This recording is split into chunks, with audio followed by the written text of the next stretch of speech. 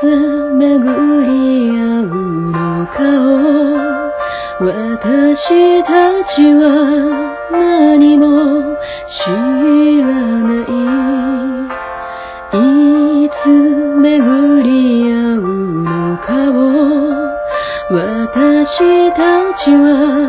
いつも知らない。どこにいたの、生きてきたの、遠い空の下、二つの物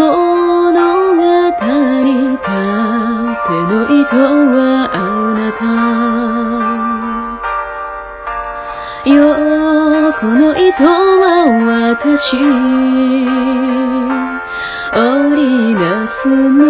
はいつか誰かを温めうるかもしれない。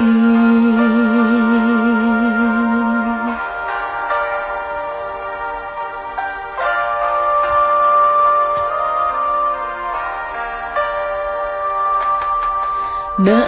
ぜ生きてゆくのかを迷った日の後のささくれ、夢追いかけ走って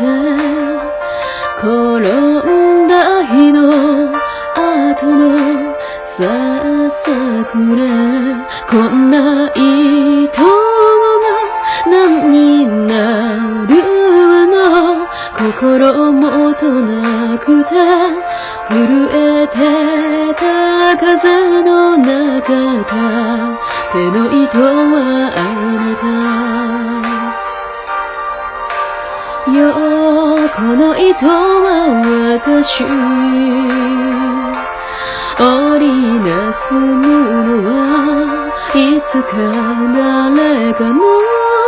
傷をかばうかもしれない。